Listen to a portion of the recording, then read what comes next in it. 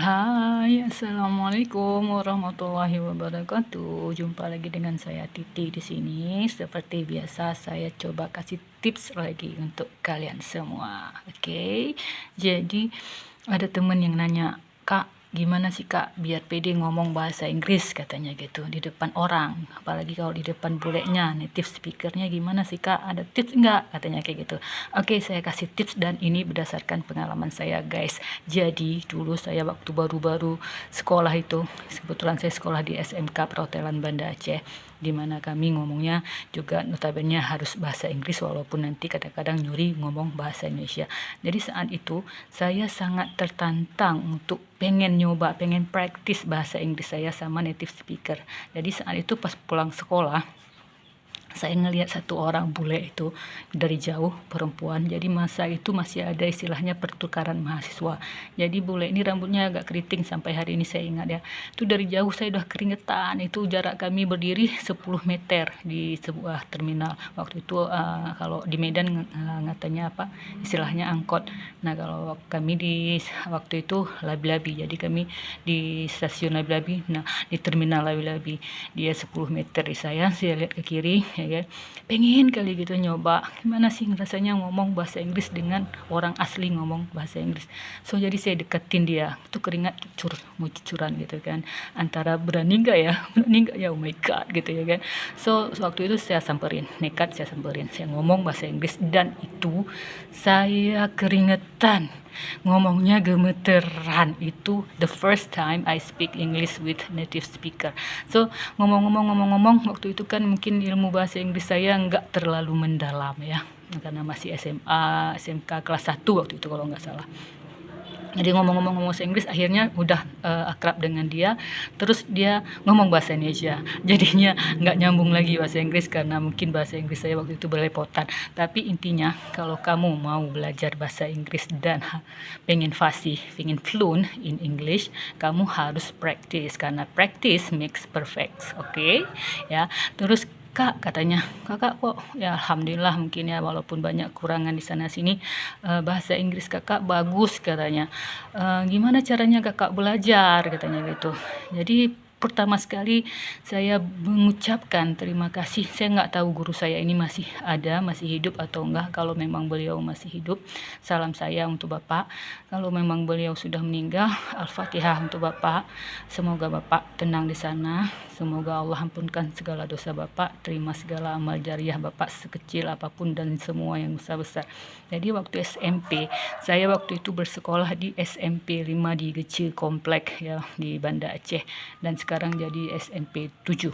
Jadi waktu itu guru ini termasuk guru killer. Bapak ini penampilannya sangat nyentrik guys. Jadi dia itu orangnya kecil, pendek gitu, kurus gitu kan, pendek, asli pendek ya. Maksudnya kalau dibawa kalau dengan saya, dengan beliau pendekan beliau. Jadi rambutnya itu botak, ini botak semua di sini, botak setengahnya botak. Tapi dia rambut yang di sini beberapa helai gitu dia tutupin botaknya. Jadi emang bapak itu lucu penampilannya, oke. Nah, terus dia pakai celananya celana gantung, tangannya selalu, kedua tangan selalu di kantong celana. Jadi sekali dia dinaikin ke atas celananya ya kan, udah gantung dinaikin lagi ke atas, nampaklah kaos kakinya. Tapi bapak itu really killer. Jadi gara-gara beliau saya takut kalau udah bahasa Inggris, pelajaran bahasa Inggris waktu itu di SMP, saya itu belajar hampir setiap malam belajar bahasa Inggris supaya apa? Supaya nggak kena tabok sama bapak itu. Jadi waktu itu bapak itu satu lagi guys, dia pakai cincinnya besar-besar, mata cincinnya, batu cincinnya besar-besar, dan itu di setiap jari ada dua, jari kanan dua, jari kiri dua. Jadi siapa aja yang nggak bisa pas maju, gini dia, di sininya gitu. Jadi karena saya takut, saya belajar mati-matian lebih dari pelajaran yang lain biar nggak kena ketok di kepalanya, di jidatnya. Terus bapak itu kalau dia ngajar nggak ada yang berani bicara walaupun sepatah kata. Jadi apa, dia punya senjata roket penghapus namanya ya. Jadi kalau ada yang bicara dia nggak akan negur, dia hanya diam, dia ke papan, dihapusnya semua yang sudah dia tulis, dia keker dari ujung gini dikeker, pop, dilempar kena jidat, kena itu kan, waktu itu kan masih kapur tulis, jadi penuh muka dengan bedak, nggak perlu berbedak di rumah. Jadi untuk menghindari itu saya belajar. Nah, pada satu kesempatan beliau nyuruh saya maju.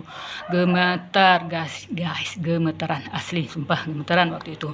Jadi Bapak Tanjung ini nanya sesuatu ke saya. Pertama nggak ke saya dulu, ke seluruh teman-teman yang sedang duduk lain, karena saya udah maju ke depan.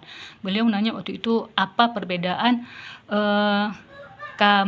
kami dengan kita waktu itu, katanya beliau.